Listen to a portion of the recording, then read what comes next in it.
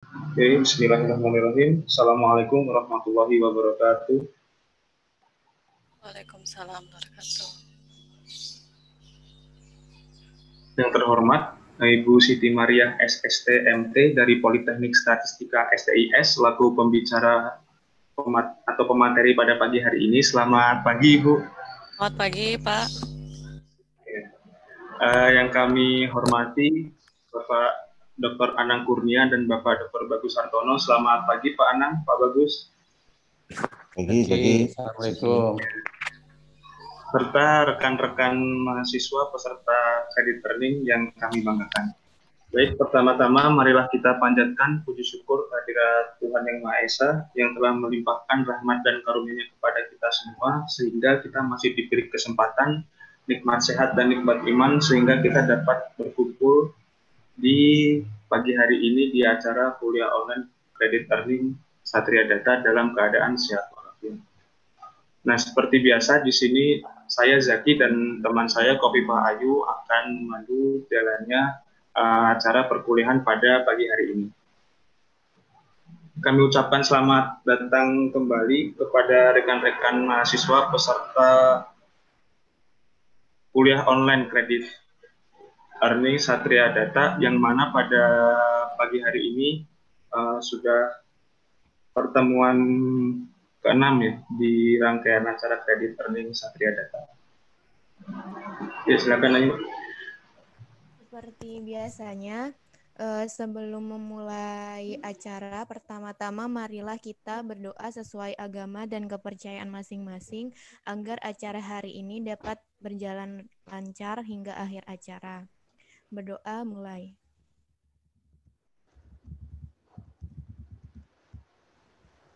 Berdoa dapat diakhiri.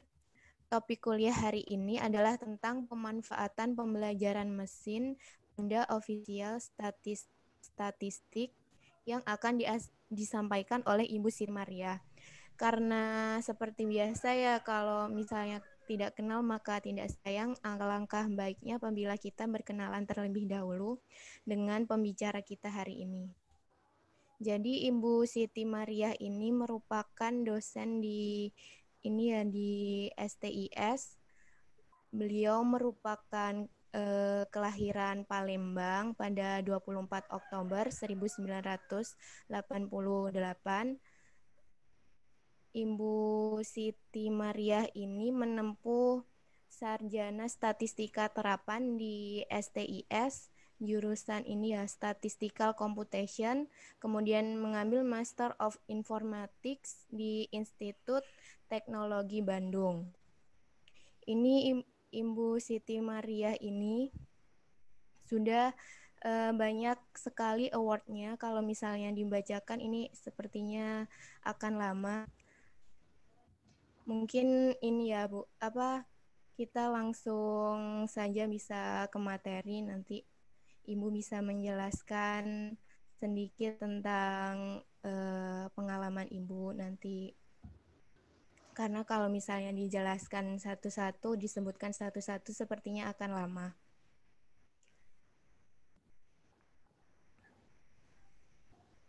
Baiklah, untuk efisiensi waktu, mungkin bisa langsung ke penyampaian materi. Nanti ini ya Bu, proses sesi tanya jawabnya, mereka nanti pesertanya akan menyampaikan pertanyaan melalui kolom Q&A. Nanti kami bacakan di sesi tanya jawab. Oke, berarti nanti ada sesi tanya jawab setelah materi ya? Iya. Ya, oke.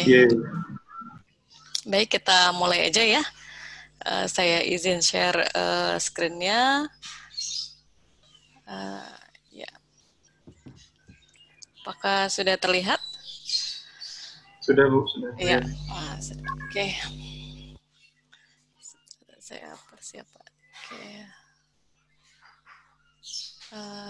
Oke, sebentar. Ya. Bismillahirrahmanirrahim. Assalamualaikum warahmatullahi wabarakatuh.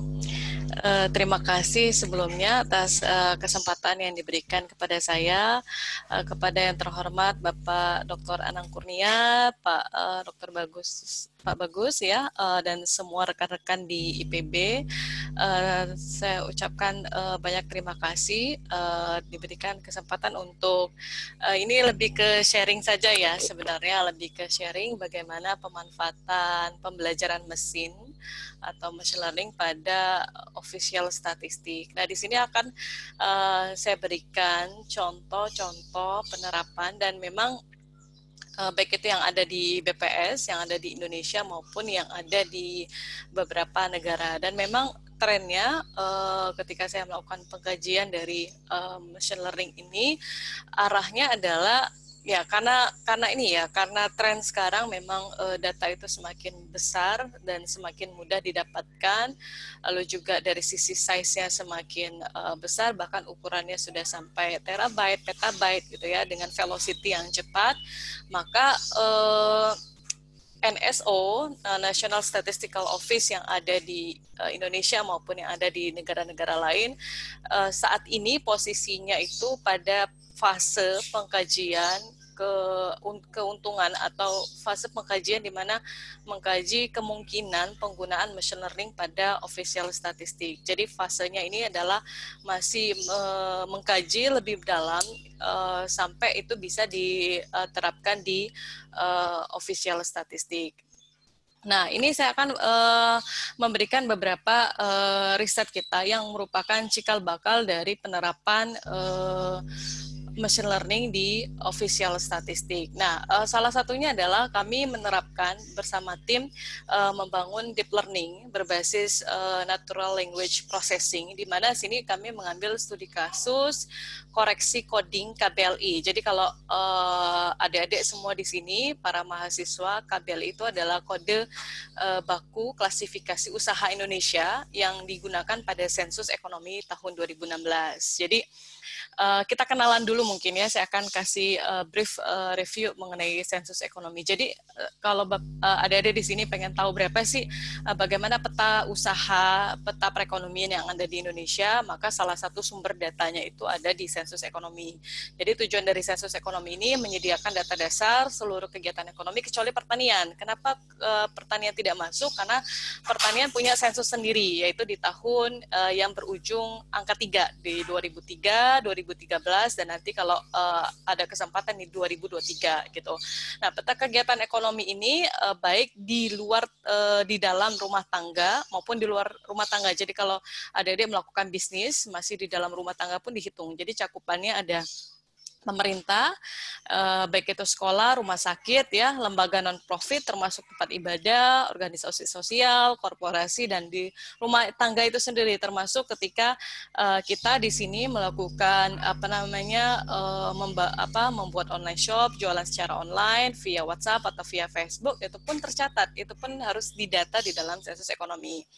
Jadi cakupannya itu seluruh usaha perusahaan non pertanian, baik itu dia punya lokasi tetap permanen ataupun lokasi yang tidak tetap, usaha keliling kaki lima ya, termasuk juga rumah tangga sampai warung. Kalau adik-adik di sini punya warung di rumah, warung pun di sensus di dalam ekonomi. Nah, sekarang saya akan mengenalkan ini.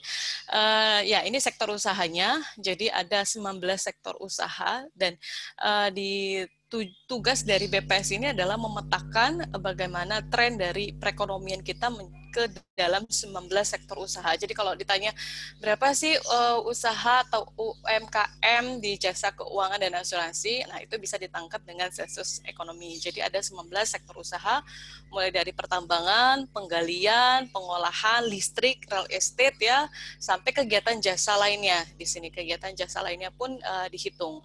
Oke. Berikutnya, nah ini saya akan masuk ke case study-nya. Jadi ini adalah kuesioner yang kita gunakan pada saat sensus ekonomi. Nah, di sini ada pertanyaan mengenai ini kuesioner listing ya, kuesioner listing, di mana di sini pendaftaran usaha dan perusahaan yang dipakai pada saat pertama kali kita sebelum melakukan penjajahan. Jadi ada listing dulu. Nah, problemnya ada di sini. di sini pada saat listing, BPS akan menanyakan kegiatan utama dan produk utama perusahaan. Jadi akan ditulis kegiatan utama dari usaha itu apa dan produk utamanya apa. Dan di sini sebenarnya apa yang menjadi problem? Yang menjadi problem adalah ini adalah pertanyaan terbuka gitu. Ini adalah pertanyaan terbuka, dan pertanyaan terbuka ini kita tahu sendiri akan menimbulkan potensi error gitu ya pada saat petugas sensus mengisi lembar ini gitu.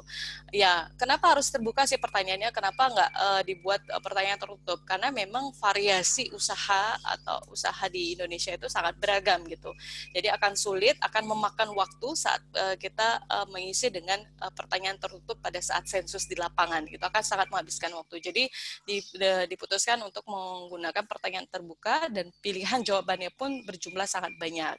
Nah, sekarang problemnya adalah bagaimana dari pertanyaan terbuka ini kemudian mampu dilakukan coding, gitu. Coding itu artinya merecode. Dari pertanyaan terbuka ini menjadi suatu kode. Kegiatan ini diklasifikasikan pada sektor apa ya kegiatan utamanya. Oke, pada sektor apa, lalu juga pada istilahnya pada subsektor apa, sehingga di sini coding ini intinya adalah proses mengubah jawaban dari responden menjadi suatu kode, di mana tadi kodenya kita mengikuti KBLI, klasifikasi baku lapangan Indonesia, dan proses coding ini memang dibutuhkan agar kemudian pada saat analisis data itu mudah kalau kita mau membuat agregat atau membuat tabel summary saja yang sederhana ya. Itu akan lebih mudah kalau semua pertanyaan terbuka tadi kita kodekan gitu. Jadi dikelompokkan pada kode-kode yang sudah didefinisikan. Nah, kode itu ada banyak sekali. Jadi mengikuti International Standard Industrial Classification of All Economic Activities atau ISIC ya dalam bahasa Inggrisnya, yang dibangun oleh UN Statistic Division dan ILO. Jadi UNSD dan ILO bekerja sama membuat kode standar internasional yang kemudian kode itu diikuti oleh seluruh negara. Jadi ketika Indonesia satu negara dengan negara lain itu bisa dibandingkan dengan kode yang sama ekonominya. Nah, mungkin akan saya di sini mungkin saya akan tampilkan di sini ya kode KBLI-nya, atau mungkin juga sebentar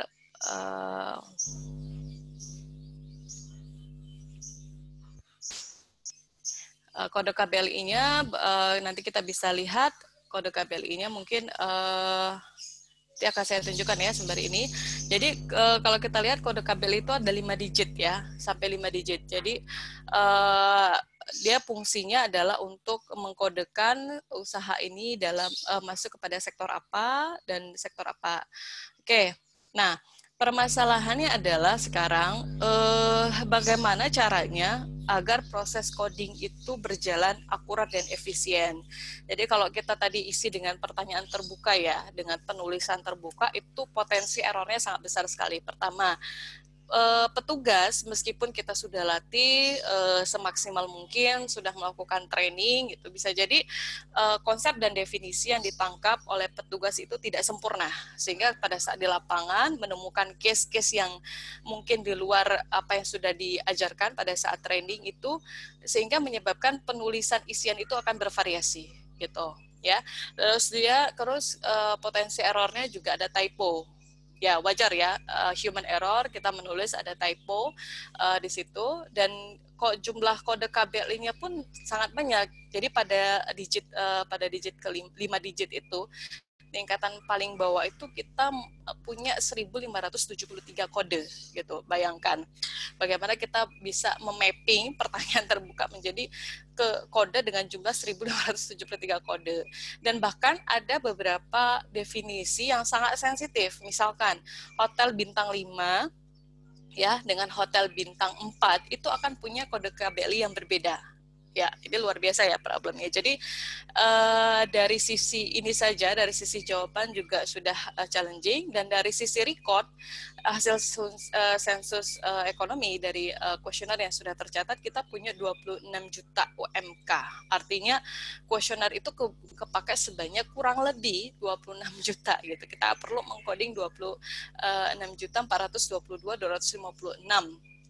dalam 13 kategori usaha. Nanti bisa dicek di webnya. Nah, apa sih peran dari pembelajaran mesin atau machine learning untuk mensupport official statistik? Jadi kalau tadi pemanfaatannya itu tidak melulu harus dalam bentuk penghitungan untuk melakukan inferensi ya, atau menghitung official statistik langsung, tapi juga bisa dipakai sebagai alat untuk preprocessing atau alat untuk mensupport pembentukan official statistik. Nah, disinilah peran dari machine learning itu. Jadi bagaimana proses coding ini kita bisa lakukan otomatisasi gitu, otomatisasi dan sehingga next time pada sensus berikutnya ataupun pada survei-survei yang masih ada pertanyaan tadi ya, seperti survei Sakernas gitu ya, akan ditanyakan juga mengenai ekonomi gitu ya, mengenai usaha ekonomi, bagaimana itu kemudian bisa dilakukan secara otomatis coding itu. Nah, di sini kami membangun metode deep learning. Jadi dengan implementasi supervised learning, kami dekatkan tadi dengan konsep text classification. Jadi text classification itu artinya dari kita punya BPS itu punya master KBLI. Jadi master KBLI itu dia punya kode, punya mapping definisi dari masing-masing kodenya gitu.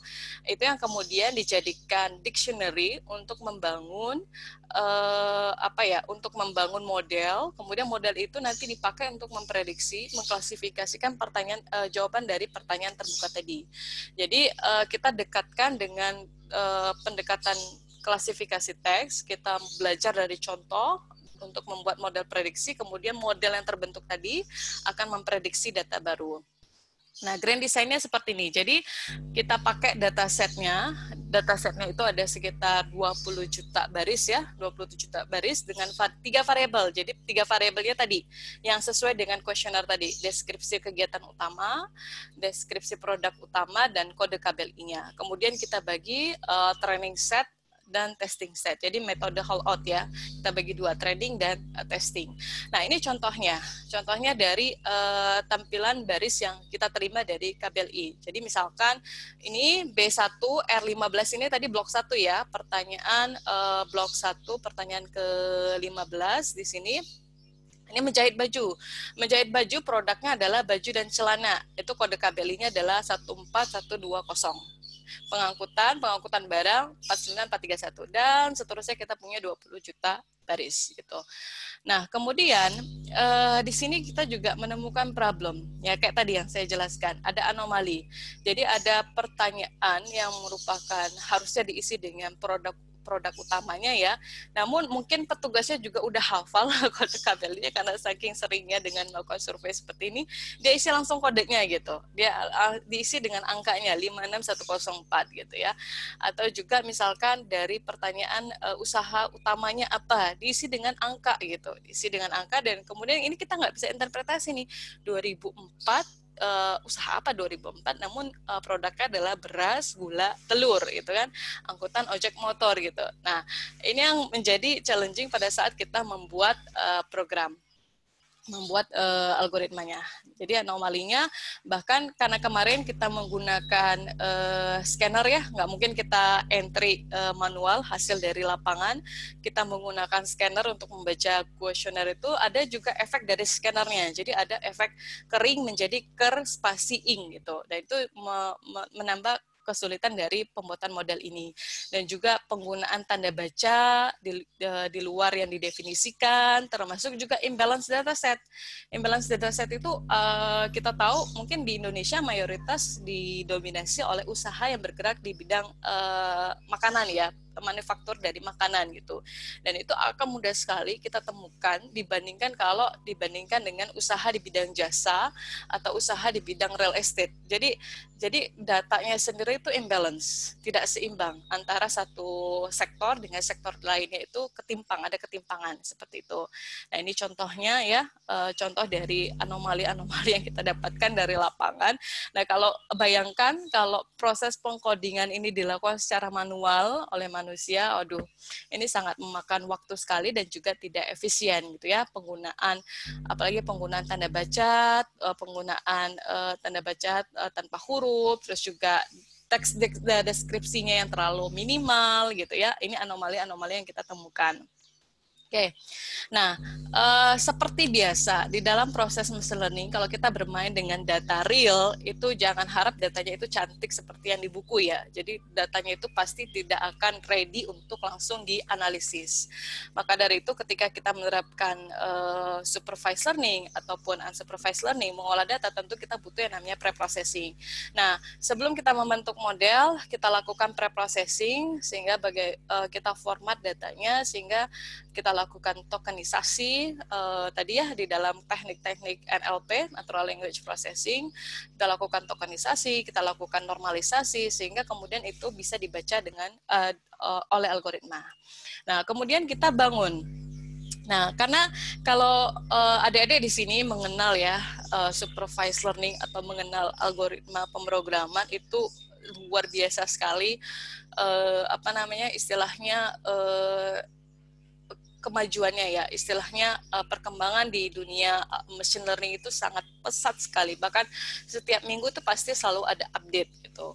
Kalau dulu mungkin kita kenal basic dari neural network, tapi sekarang neural network itu punya banyak sekali representasi dan juga bisa dipakai untuk mengolah data selain data yang biasa kita temukan di buku gitu. Ada data teks, ada data image, ada data audio, ada data visual ya. Nah, di sini karena kita berhubungan dengan teks, kita tahu sendiri kalau kita membentuk suatu kalimat antara satu kata dengan kata lain di dalam teks itu kan sifatnya dependent. Gitu. Misalkan saya makan, setelah kata makan itu kan pasti ada kata objek. Entah itu objeknya itu harus apa, bergantung dengan predikatnya apa. Sehingga di sini kami menggunakan metode supervised learning-nya, algoritma machine learning-nya adalah recurrent neural network. Jadi recurrent neural network itu dia memperhitungkan dependensi antara satu objek dengan objek lainnya. Nah, sebelum masuk ke dalam machine learning-nya, kita proses dulu teksnya ini. Teksnya itu kita buat yang namanya mengenerate fitur, namun fiturnya itu dalam bentuk word vector. Jadi bagaimana satu kata, ya ini mungkin nanti adik-adik kalau berminat nanti bisa belajar mandiri atau bisa mungkin nanti lanjut sekolah, bisa memperdalam machine learning-nya, membuat word vector dengan fast text dengan menggunakan artikel Wikipedia. Jadi satu kata, misalkan tadi apel itu akan memiliki koneksi atau nilai yang berdekatan dengan mangga seperti itu, karena dia konsepnya sama, dia mengambil semantik. Jadi kata yang memiliki semantik yang sama akan memiliki relasi yang kuat. Nah, kemudian ini kami menggunakan Get recurrent unit. Get recurrent unit ini adalah salah satu varian dari RNN. Kelebihannya adalah dia terhindar dari Vanish gradient. Jadi Vanish gradient itu nilai efek dari gradient yang semakin lama semakin turun gitu ya. Nah, kemudian input dari word vector ini kita masukkan ke dalam neural network. Nah, yang kita inputkan adalah tadi ya kata-kata di dalam deskripsi usahanya dan juga produknya. Kemudian bagaimana deskripsi usaha dan produk itu kita klasifikasi untuk menebak ini kodenya apa gitu. Jadi kita pakai hidden layer-nya sebanyak 512 dengan optimasinya Adam optimization dengan hyper parameternya NLL dan NLL LSR gitu. Nah, trainingnya kita menggunakan data SE 2016. Data SE 2016. Nah, untuk mendapatkan ground truth-nya, nilai yang sebenarnya kita pakai data dari master KBLI. Jadi idealnya kode ini tuh didefinisikan dengan teks seperti ini. dengan definisi seperti ini. Jadi kita pakai testingnya dari data master KBLI data master KBLI ini ya. Jadi kalau kita lihat recurrent, mungkin ini saya tidak terlalu detail nanti di ininya di apa namanya algoritmanya. Nah, jadi intinya adalah RNN ini adalah inputnya adalah kalimat yang sudah kita bagi menjadi beberapa token. Token ini biasanya kata. Misalkan tadi kata apa ojek, terus juga kata gula gitu ya. Nah, kemudian kita representasikan dalam bentuk word vector. Jadi satu kata itu direpresentasikan dalam satu vektor, kemudian itu diinput berbarengan ke dalam mesin ya. Nah, kemudian dia akan melakukan parameter sharing. Jadi parameter yang dia dapat di kata pertama dia akan lempar, memori satu akan lempar kepada kata kedua, kata terakhir, kata ketiga dan kata terakhir dan seterusnya. Jadi sifatnya recurrent, sehingga output itu akan dependent pada posisi sebelumnya. Jadi kurang lebih seperti ini. Jadi RNN itu sangat cocok sekali untuk klasifikasi teks. Jadi dia memanfaatkan informasi pada kata-kata sebelumnya untuk membangun. Jadi ini satu kata yang kita masukkan bukan katanya, tapi word vektornya. Jadi sudah dalam bentuk angka-angka dalam satu vektor, kemudian diproses di sini. Nah, di ini kalau kita zoom menjadi sini. Jadi satu input vektor, kemudian dilakukan seperti biasa di dalam neural network diproses dengan menggunakan function, tan function. Kemudian output dari sini akan masuk menjadi hidden state pada unit berikutnya. Dan seterusnya bersifat sekuensial, gitu ya. Oke, ini RNN. Nah, kelebihannya dengan GRU ini kita punya namanya reset gate dan update gate. Jadi ketika suatu memori itu tidak tidak signifikan, maka ada proses reset. Jadi itu tidak perlu diingat istilahnya. Jadi sesuatu yang tidak relevan dengan kata ini itu tidak perlu diingat sehingga di reset kemudian memorinya di reset seperti itu ya. Nah sekarang kemudian kami lakukan optimalisasi ya dengan NLL dan NLLSR gitu ya. Kemudian kami mendapatkan akurasinya itu sebesar 48,24. Jadi memang ini masih PR bagi BPS ya. Bagaimana membuat suatu model prediksi tadi ya, klasifikasi teks untuk meningkatkan akurasinya. Yang kami dapatkan masih sebesar 48,24. Nah, apa sih permasalahannya? Ya tadi permasalahannya memang pada real case kondisi yang apalagi kita ngomongin sensus ya, dengan beragam latar belakang si responden dan juga teknik dia melakukan probing untuk mendapatkan jawaban yang benar, terus juga dia mentranslate jawaban itu ke dalam kuesioner, itu suatu proses yang bisa menyebabkan banyak potensi error pada saat pengisiannya itu. Sehingga belum tadi ditambah dengan imbalance dataset gitu. Sehingga itu yang menyebabkan model masih kesulitan untuk mencirikan kode ini tuh seharusnya direpresentasikan dengan kata-kata seperti apa sih itu ya. Jadi ini case study yang pertama yang bisa kita manfaatkan dari machine learning untuk melakukan otomatisasi coding pada data sensus ataupun survei yang terkait dengan usaha ekonomi. Oke, kita masuk ke case yang kedua. Oke, kita masuk case yang kedua, ini lebih kepada remote sensing gitu. Jadi kalau adik-adik di sini suka bermain dengan remote sensing, suka bermain dengan image processing. Nah, manfaat dari image processing ini kemarin juga kami mendiskusikan kembali remote sensing di BPS itu banyak sekali. Jadi kalau adik-adik kenal dengan kerangka sampel area untuk mendeteksi berapa sih produksi beras kita di bulan besok gitu ya, dan 2 bulan kemudian atau 3 bulan kemudian, itu sebenarnya kita menggunakan kerangka sampel area. Jadi sampelnya itu bukan manusia, bukan rumah tangga, bukan suatu kelompok, tapi sampelnya itu adalah area. Area apa? Area lahan sawah. Nah, di sini selain untuk KSA, untuk penghitungan estimasi berapa sih produksi beras di bulan berikutnya, untuk kemudian bisa jadi kebijakan kita harus mengimpor atau tidak ya. Ini juga kemanfaatan yang lainnya adalah kita pengen tahu misalkan berapa persentase lahan sawah yang berubah fungsi. Misalkan kalau ada dia main misalnya, kok kayaknya dulu di kampung saya, misalkan saya di kampung saya dulu tuh sawah tuh masih banyak sekali gitu ya, masih mudah ditemukan gitu. Namun sekarang udah berubah fungsi menjadi perumahan. Nah, di sini kita coba melakukan remote sensing, memanfaatkan data-data citra satelit untuk mendeteksi dan menghitung berapa persentase perubahan alih fungsi lahan sawah tadi. Jadi intinya adalah kenapa sih ini menarik? Karena penggunaan lahan itu sangat memberikan efek kepada alam ya, baik itu menjadi isu global, terus juga emisi atau juga efek dari bagaimana kita alam masih bisa menyuplai pangan untuk manusia gitu. Jadi kalau lahannya makin sempit, ya otomatis produksi berasnya sawah ya, kita ambil case sawah, ya bisa jadi produksi berasnya akan menurun gitu. Kalau misalkan lahan yang dipakai semakin berkurang. Jadi ini sudah menjadi isu global.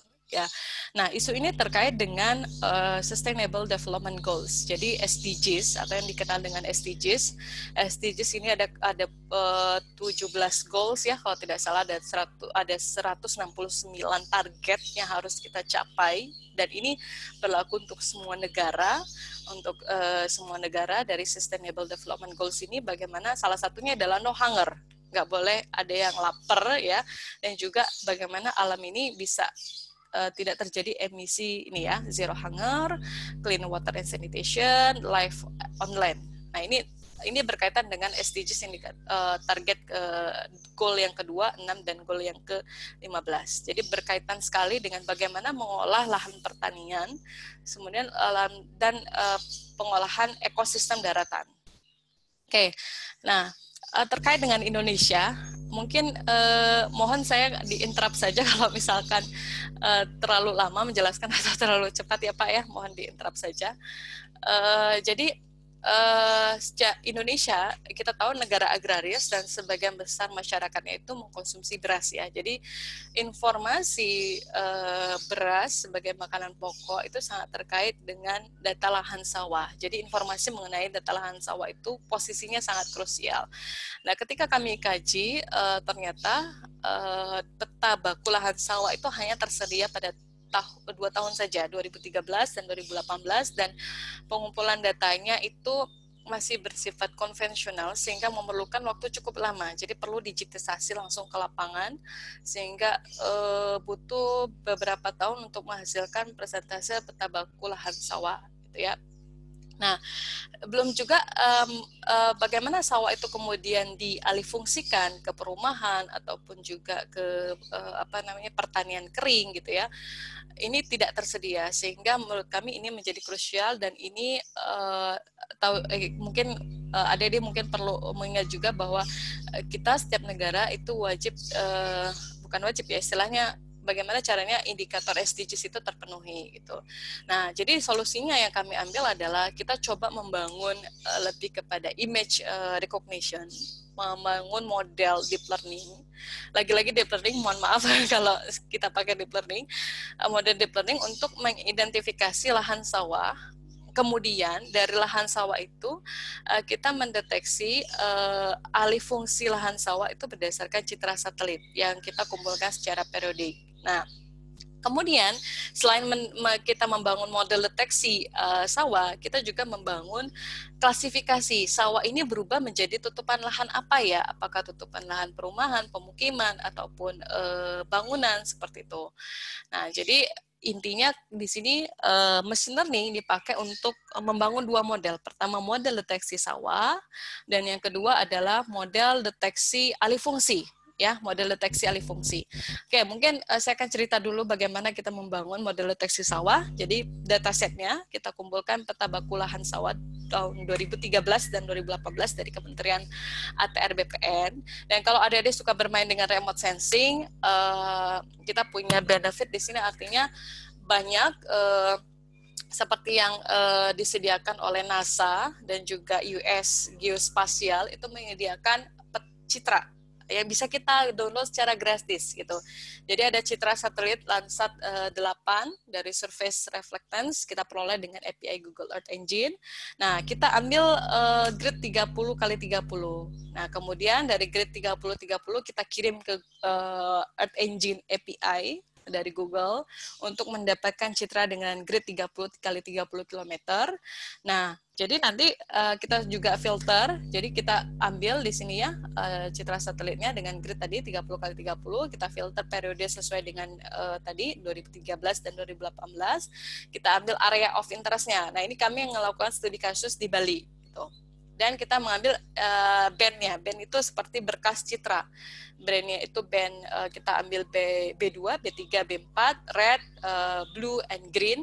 Lalu kita olah, nah tetap ya kita lakukan pre-processing. Jadi kalau tadi di teks pre-processingnya mengenai anomali yang ada di teks, kalau di sini pre-processingnya adalah bagaimana kita menghilangkan yang namanya citra ya. Citra itu tangkapannya meskipun resolusinya tinggi sampai 30 meter, pasti ada noise-nya.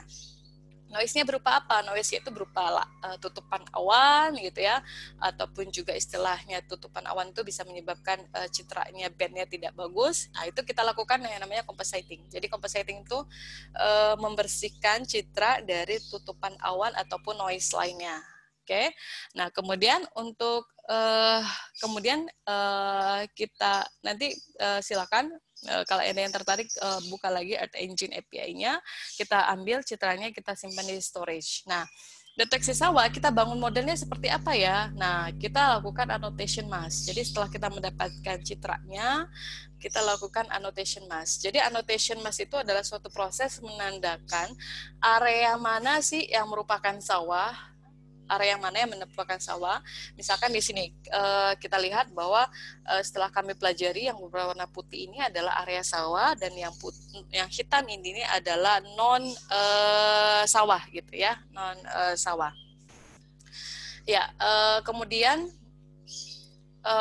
kita bagi menjadi 80 training set dan 20% training set dengan menggunakan unit modeling. Lalu kemudian kita evaluasi dan kita membentuk arsitektur modelnya dengan 512 hidden layer dengan inisialnya 16 ya, dan kita juga coba dengan inisial 32 gitu. Nah, bedanya tadi kita menggunakan unit itu kalau CNN dia lebih kepada gambar, kemudian diekstraksi menjadi matriks ya, dilakukan convolve. Nah, kalau unit ini mungkin di sini. Nah, kalau unit itu lebih kepada setelah dia konstruk modelnya, konstruk matriksnya, kemudian matriks itu direpresentasikan lagi, ditranspose sehingga menghasilkan gambar dengan resolusi yang mirip dengan aslinya. Gitu. Jadi ada proses convolve-nya. Di sini kita lakukan convolve dengan 3x3, matriks ukuran 3x3, kita lakukan max pooling, lalu kemudian kita lakukan up convolve dengan 2x2. Jadi ada banyak, nanti saya lihatkan arsitektur modelnya ya. Nah, kemudian kita lakukan expansive path. Kita decoder. Jadi setelah encoder kita lakukan decoder. Unit tadi bentuknya U, setelah diubah ke matriksnya, kita manfaatkan matriks itu untuk membentuk resolusinya seperti ini. Ya, mungkin ini gambarannya. Nah, kita menggunakan, jadi ini trainable parameternya ya. Ini mungkin nggak perlu. Nah, ini untuk deteksi sawah. Nah, model yang kedua adalah model klasifikasi alih fungsi lahan. Jadi klasifikasi alih fungsi lahan itu kita memanfaatkan data poligon tutupan lahan yang ada, yang tersedia setiap tahun dari 2013 sampai 2018 dari Kementerian Lingkungan Hidup dan Kehutanan. Jadi kita menggunakan citra satelit Sentinel-2. Nah, ini kalau nggak salah resolusinya sampai 30 meter. Jadi menyediakan sesuai dengan jenis tutupan lahannya. Dan ini juga lagi-lagi ini bisa kita download gratis dari API Google Earth Engine ya. Nah, idealnya sebenarnya KLHK Kementerian Lingkungan Hidup itu mengkategorikan tutupan lahan itu menjadi 23. Namun dalam pengkajian ini kami batasi menjadi 5 saja, 5 tutupan lahan saja, karena kalau terlalu besar itu juga proses untuk kita melakukan annotation massnya itu juga waktu yang digunakan lebih lama gitu. Jadi kita bagi menjadi 5 besar: hutan, badan air, semak, pertanian lahan kering, dan pemukiman atau daerah terbangun, termasuk juga pabrik. Pabrik itu masuknya dalam kategori 5. Oke. Nah, kemudian kita lakukan di sini. Ini 732 ini adalah sub dari hutan. Hutan nanti dibagi lagi apa, badan air nanti dibagi lagi apa, sungai, laut atau apa gitu ya. Oke. Nah, ini hutan, ada hutan lahan kering sekunder, terus juga badan air itu ada tubuh air, ada rawa, ada tambak, semak itu ada belukar, rawa, dan pertanian lahan kering. Ini kategori di bawahnya. Kita ambil 5 saja. Kemudian, nah prosesnya bagaimana? Prosesnya adalah kami mengambil citra satelit dengan grid 1 kali 1 kilometer. 1 kali 1 kilometer. Kemudian kita mengirim ke atasnya, yaitu kita mengambil area of interest-nya tadi sama ya, area of interest-nya apa, pada periode apa, kita mengambil band apa, sama kita ambil band 2, band 3, dan band 4. Lalu kita juga lakukan compositing untuk membersihkan noise tadi. Kemudian tas ini kita kirimkan ke Google Earth Engine, kemudian nanti balikan dari Google Earth Engine itu adalah citra yang sesuai dengan yang kita kirim tadi, parameternya. Saya mau mendapatkan citra dengan grid sekian, dengan band apa saja, seperti itu ya. Nanti itu balikan dari Google Earth Engine. Dan selama proses ini kami menggunakan data dari menggunakan Google Collaboratory. Jadi di Google Collaboratory semua prosesnya itu dengan Python gitu. Jadi kalau ada yang suka bermain dengan Python, silakan nanti mencoba untuk melakukan remote sensing. Dan ini kita dapat 14.000 gambar yang kita kemudian klasifikasikan dalam 5 kelas. Kita split menjadi 80 training, 20 testing, lalu kita lakukan modeling dengan CNN, Convolutional Neural Network, dengan testingnya berupa 500 gambar. Jadi dievaluasi dengan 500 gambar pada 5 kelas. Oke, nah ini arsitekturnya untuk alih fungsi lahan. Ini tidak perlu saya detail jelaskan. Oke, nah jadi proses deteksinya bagaimana? Jadi proses deteksinya, pertama kan tadi kita dapat citra satelit, kita deteksi lahan sawahnya dengan model, kemudian kita raster petanya, kita convert petanya menjadi vektor, sehingga kita dapat poligon lahan sawah, periode T, misalkan periode tahun 2018. Nah, kemudian kita overlay pada tahun-tahun berikutnya, kita lakukan operasi iris. Jadi iris itu menghapus, dilakukan overlay. Nah, perbedaannya itu kita hapus. Perbedaannya itulah yang dianggap sebagai apakah perbedaannya itu apakah ada perbedaan atau tidak. Nah, perbedaan itu yang disebut dengan alih fungsi. Kalau ada perbedaan, maka kita lanjutkan. Perbedaannya ini dia menuju ke tutupan lahan apa ya? Apakah tutupan lahan semak atau bangunan gitu ya, atau tadi badan air gitu. Nah, kemudian kita lakukan pembuatan grid tadi 1 kali 1 kilometer, kita kirim ke kirim ke Google Earth Engine untuk mendapatkan citra satelitnya. Kemudian dari citra satelit itu kita define lagi, kita klasifikasikan jenis tutupan lahannya, lalu kita hitung persentase dari alih fungsi lahan itu. Jadi persentasenya itu dengan melihat berapa banyak poligon atau grid ya, poligon yang dalam bentuk grid tadi dibagi dengan total poligon yang ada yang berubah alih fungsi tadi, seperti itu. Jadi ini erase feature. Jadi kalau kita overlay ke sini, nah ini berarti ini yang bukan sawahnya. Yang awalnya ini adalah sawah misalkan, kemudian kita overlay dengan data ke T+1 gitu ya, data T+1. Nah, yang berbeda ini yang disebut dengan yang pada T+1 dia tidak lagi sawah. Nah, tidak lagi sawah itu apa? Itu yang kemudian kita deteksi dengan alih fungsi tadi. Oke, contohnya seperti ini. Kita lakukan subtraksi, dan inilah lahan yang beralih fungsi. Jadi awalnya poligon pada periode T di sini, T+1 saat ini T+1, kita lakukan subtraksi. Nah, ini yang berubah inilah yang menjadi alih fungsi lahan. Oke, kita dapatkan akurasi untuk deteksi sawahnya itu 94% pada training set, dan juga ini contohnya citranya. Nah, ini kita mau pakai threshold berapa yang mirip dengan aktualnya. Aktualnya adalah ini, dan yang mendekati aktualnya itu kalau kita lihat dari gambar ini kita pakai threshold 0,3. Oke. Untuk akurasi klasifikasi alih fungsi lahan, ini akurasinya 92%. Ya, kita juga pakai validation set sebenarnya untuk mentraining parameter-parameter yang ada pada model tadi. Jadi model tadi kan punya sekitar berapa juta parameter. Nah, itu kemudian dilakukan optimisasi parameter dengan menggunakan validation set. Kemudian dari validation set itu model yang terbentuk kita testing lagi pada testing set tadi, kita dapatkan akurasi 92%. Ya. Jadi kurang lebih seperti ini. Jadi aktualnya bagaimana sih mengevaluasinya? Ya, mengevaluasinya sama seperti kita menerapkan evaluasi pada machine learning, pada supervised learning ya. Jadi kita pakai ukuran akurasi, kita pakai ukuran precision, recall, dan F1 score tentu. Kita pakai ukuran-ukuran itu sehingga kita bisa dapat berapa sih akurasinya, dan kita lihat di sini. Ini jadi tadi ground truth-nya tadi 500 gambar tadi yang hasil annotation mask tadi kita bandingkan dengan hasil prediksinya. Nah, hasil prediksinya berarti kalau yang di dalam diagonal itu adalah dia true positif ya.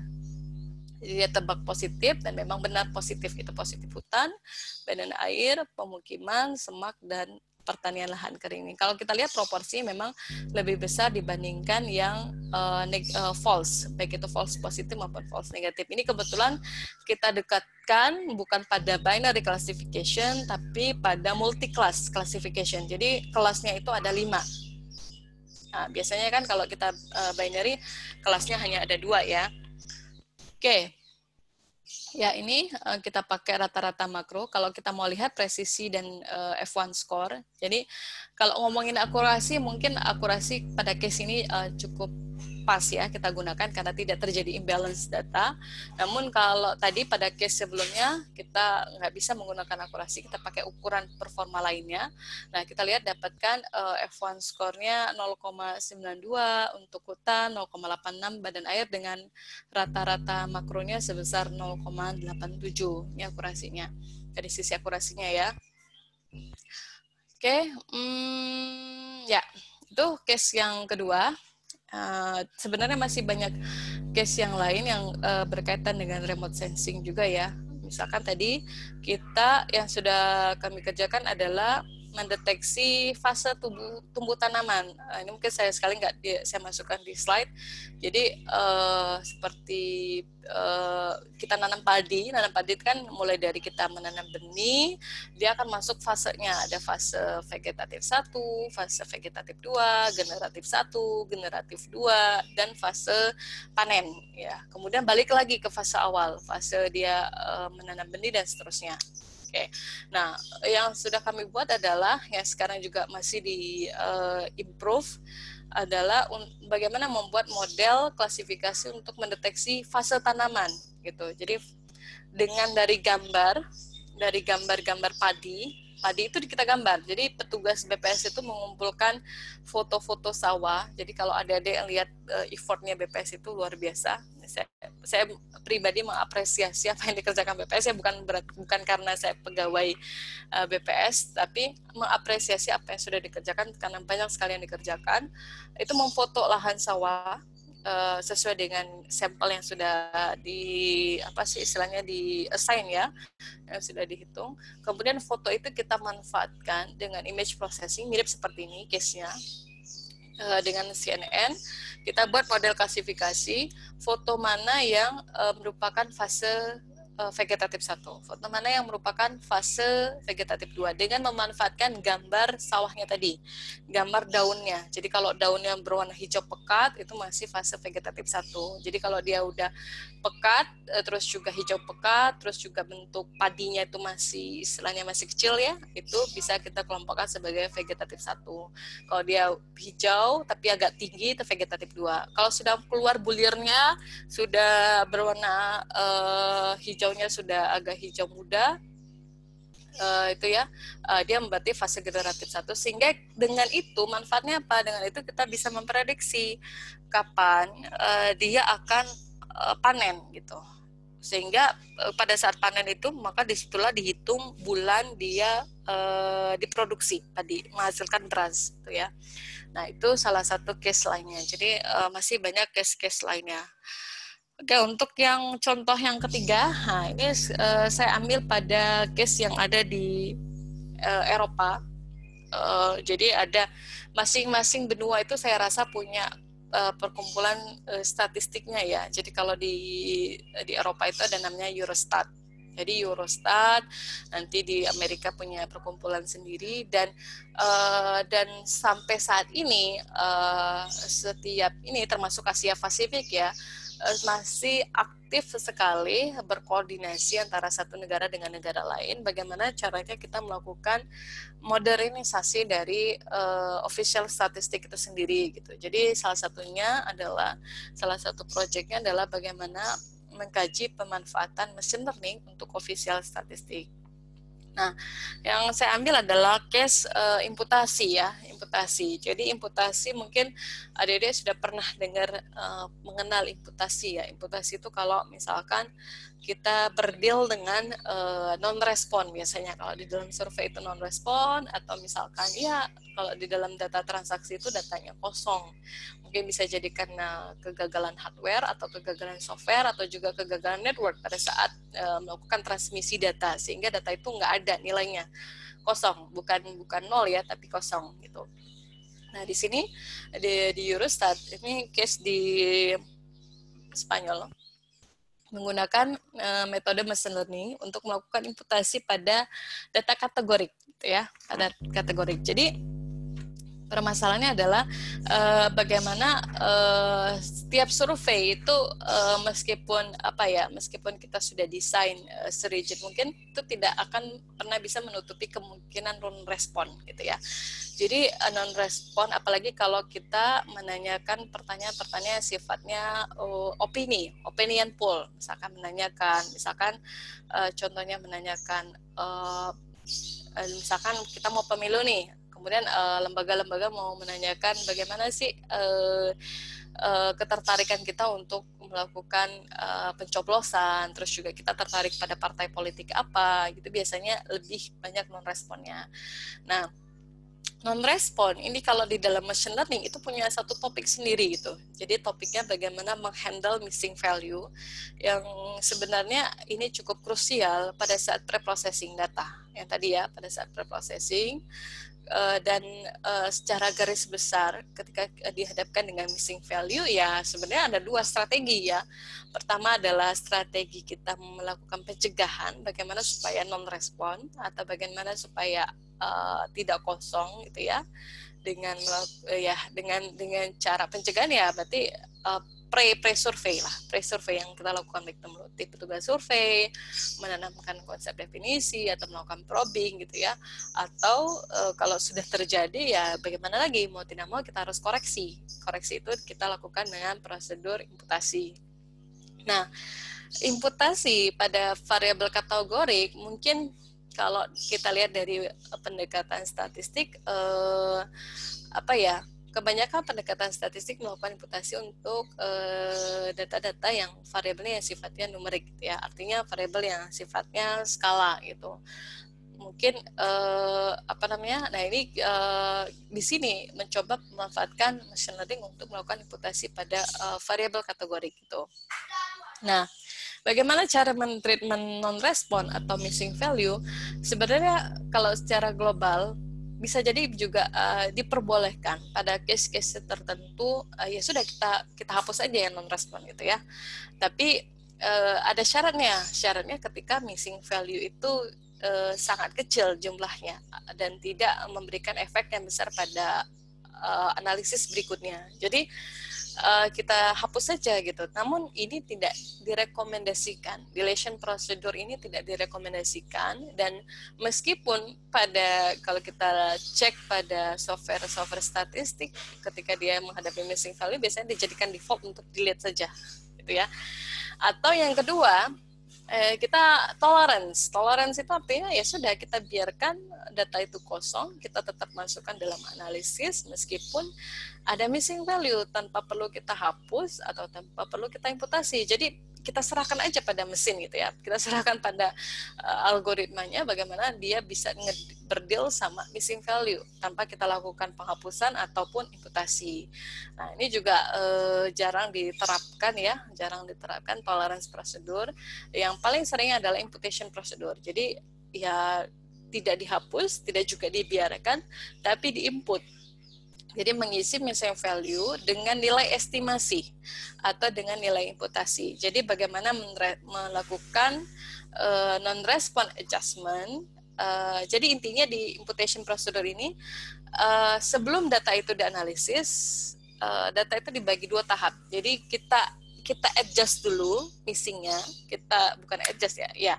kita isi dulu yang missingnya, baru kemudian yang missing itu kita libatkan juga, kita masukkan ke dalam analisis data. Jadi dia spirit jadi dua tahapan yang berbeda. Nah, mungkin secara garis besar ada 2 prosedur imputasi, bisa dengan deck imputation. Deck imputation itu kalau kita mengimputasi dengan menggunakan kuesioner yang sama pada case yang sama, dengan istilahnya adalah donor questionnaire. Jadi menggunakan kuesioner yang sama pada periode sebelumnya, kita lihat pada case yang sama, ini kalau ada case yang sama yang mirip, maka itu langsung diimputasi. Atau kita menggunakan nearest neighbor pada machine learning, itu clustering juga ya.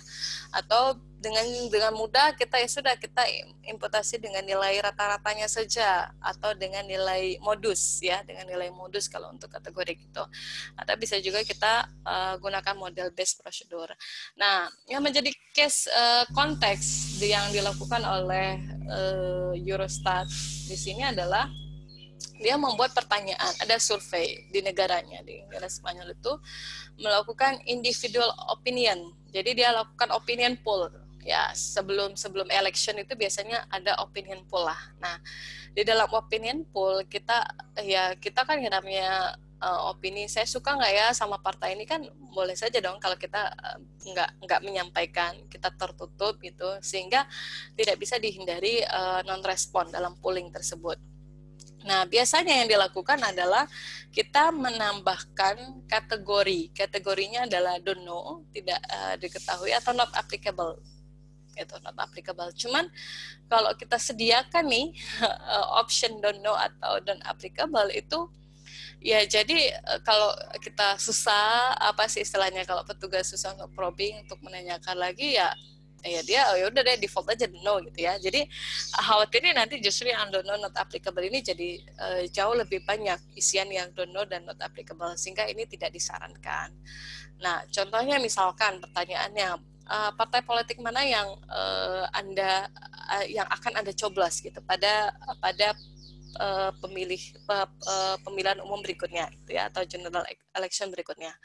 Nah, ini saya ambil dari case tadinya. Jadi dia menanyakan, mungkin ini nggak familiar ya penamaannya, agak sedikit naming variabel itu agak sedikit berbeda konvensinya. Jadi dia menganggap pertanyaannya seperti ideological self-location. Jadi ideologi, ditanya misalkan ada pertanyaan ideologi, seberapa idealnya menurut Anda suatu partai politik itu seharusnya. Nah, ini dia jawab dengan skala 1 sampai 10. 1 ekstrem kiri dan 10 itu ekstrem kanan. Dan pertanyaan, seberapa likelihood Anda untuk melakukan voting pada general election. Nah, ini dia dekati dengan dijawab dengan nilai numerik, variabel kuantitatif, terus juga ada pertanyaan mengenai variabel kategorik tapi terurut. Nah, ini kan agak namingnya nih agak berbeda dengan istilah yang kita pakai di Indonesia, kategori terurut. Jadi dia kategori ada very good, good, fair, bad, very bad gitu kan. Tapi dia konversi menjadi 1, 0,75, 0,5, 0,25 dan 0. Dan juga ada variabel kategorik yang non order, yang tidak terurut. Misalkan kandidat mana sih yang menurut responden itu prefer untuk menjadi presiden pada fase berikutnya gitu, pada pemilu berikutnya, atau seberapa yakin responden itu memvoting bahwa partai ini akan maju, akan terpilih, partai ini akan terpilih menjadi pemenang seperti itu ya. Nah, ini variabel kategori juga. Nah, sekarang konteksnya pada imputation problem ini yang mau kita selesaikan, kita menilik dulu variabel-variabelnya apa saja. Nah, jadi di sini pada case mereka menemukan non-respon itu pada semua variabel. Jadi kalau adik-adik melakukan survei, membuat kuesioner, terus melakukan pertanyaan kepada responden, kalau menemukan non-respon itu adalah sesuatu hal yang wajar. Jadi jangan putus asa ketika ke lapangan, aduh saya nggak dapat jawaban ini. Tapi bukan berarti itu kita pasrah ya. Tetap harus ada istilahnya kalau di BPS itu ada revisit gitu ya. Revisit itu kita kunjungin kembali bagaimana caranya supaya yang nggak terjawab itu bisa jadi respon gitu ya. Nah, fokusnya adalah di sini dia mengambil satu variabel case saja, case tadi, melakukan imputasi pada variabel voting intention. Jadi voting intention itu istilahnya keinginan kita, kemauan kita untuk melakukan voting pada pemilu gitu. Dengan dia menggunakan 13.280 jawaban pada variabel ini, dan ini sudah dipastikan tidak ada yang kosong untuk testing setnya. Nah, auxiliary variabelnya adalah variabel-variabel lainnya. Jadi dia gunakan dia punya variabel lainnya, dan dia punya satu variabel yang di situ ada no responnya, ada missing value-nya, itu voting intention. Nah, voting intention tadi adalah pertanyaan yang jawabannya adalah kategorik. Ya, variabel kualitatif sebenarnya, variabel kualitatif yang jawabannya merupakan kategorik. Jadi ada 11 kelas voting intention itu, kelasnya ada jawabannya adalah nama partai politiknya. Saya mau memilih partai politik A, partai politik B gitu ya. Sampai kurang lebih 8, kemudian ada blank vote, abstain atau others. Nah, kemudian yang dilakukan adalah, mereka membawa proses imputasi ini menjadi klasifikasi. Jadi mirip dengan coding tadi ya. Dia membawa proses imputasi ini, bagaimana yang non-respon, yang missing tadi, menjadi Y-nya, menjadi sesuatu yang harus diprediksi gitu. Jadi didekati dengan masalah klasifikasi di dalam supervised learning. Jadi dia membuat model klasifikasi, memprediksi kategori jawaban dari voting intention tersebut ya. Jadi kelasnya apa? Kelasnya adalah voting intention tadi, ada 11 kelas ya, yang kosong tadi akan diinput, diprediksi.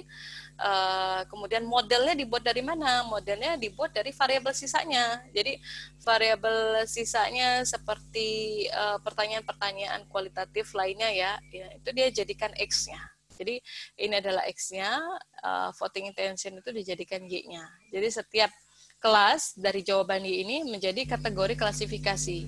Ya, nah dia buat model itu, dia lakukan bagaimana dia membuat modelnya, dia melakukan tenfold cross validation. Jadi tenfold cross validation mungkin adik-adik juga udah paham ya. Jadi dataset itu dia bagi menjadi 10 bagian yang sama itu, dilakukan secara iteratif. Jadi pada posisi pertama, misalkan unit pertama menjadi training, maka sisanya akan menjadi testing. Pada iterasi kedua, unit kedua menjadi testing, maka sisanya akan training. Pada iterasi ketiga, unit ketiga menjadi testing, sisanya menjadi training, dan dilakukan secara 10 kali iterasi. Jadi dia dekatkan masalah ini menjadi klasifikasi. X-nya itu digunakan untuk sebagai variabel-variabel lainnya digunakan sebagai X untuk membuat model. Kemudian dikasih Y-nya, tadi ya dari 13.000 tadi 280 dilakukan tenfold cross validation, diperoleh akurasi dari klasifikasinya yang kemudian nanti dilakukan evaluasi dari imputasinya sendiri yaitu sebesar 87,4%. Oke. Ya. Namun permasalahannya adalah begini. Jadi ini yang sudah dicoba oleh Eurostat. Jadi mereka membuatkan supervised learning untuk mensupport official statistik. Namun kalau kita menggunakan supervised learning, tentu yang perlu kita perhatikan adalah karena kita menggunakan variabel sisa lainnya ya. Variabel sisa lainnya adalah bagaimana kita memilih auxiliary variables yang sifatnya informatif. Mohon maaf ini ada nyemprot ini di lingkungan rumah saya. Apakah suaranya kedengaran? Halo? Dikit Bu, Sudah dengar Bu. Oh iya, dengar ya. Aman. Mohon maaf iya, soalnya di lingkungan saya ada yang terkena COVID. Oh, mudah-mudahan sehat semua. Iya, amin. Iya, ini juga baru tahu kemarin bahwa hasil swab test ada yang positif dan pas banget rumahnya di depan rumah saya gitu. Jadi mohon doanya juga semoga aman-aman saja nanti ke depannya tidak tertular COVID ya. Jadi hati-hati saja. Ya, ini ya balik lagi ke topik. Jadi bagaimana kita memilih auxiliary variables-nya itu dengan hati-hati gitu. Artinya kalau di dalam machine learning mungkin istilahnya feature selection. Jadi memilih X mana yang kemudian itu menjadi informatif untuk memprediksi si Y-nya gitu. Jadi tetap dilakukan. Jadi fase kalau kita dalam klasifikasi kan fasenya panjang ya. Mulai kita mengumpulkan, melakukan preprocessing, feature engineering, feature selection. Nah, ini mungkin saya akan note pada feature selection ya. Bagaimana memilih fitur-fitur yang sifatnya informatif, yang bisa memprediksi Y dengan lebih akurat. Dan kemudian juga yang perlu kita perhatikan pada saat imputasi adalah outlier. Lagi-lagi outlier. Jadi bagaimana sebelum melakukan imputasi kita cek dulu apakah data itu ada outlier atau tidak, apakah ada noise atau tidak, sehingga hasil prediksi itu tidak istilahnya tidak diganggu atau tidak dirusak oleh outlier. Ya, mungkin itu yang bisa saya sampaikan, Bapak Ibu semuanya, adik-adik semuanya. Ya, mungkin kita masuk ke tanya jawab kali ya. Ya, baik Ibu, terima kasih atas pemaparan materinya. Untuk selanjutnya di sini sudah ada beberapa pertanyaan dari teman-teman mahasiswa. Diingatkan sekali lagi untuk teman-teman mahasiswa sekalian, jika ingin menanyakan terkait materi ini silakan langsung tulis di kolom Q&A beserta nama dan asal kampusnya seperti itu. Di sini sudah ada 4 pertanyaan Ibu. Yang pertama dari Raden Aurelius Andika Yadi Nugroho dari UGM.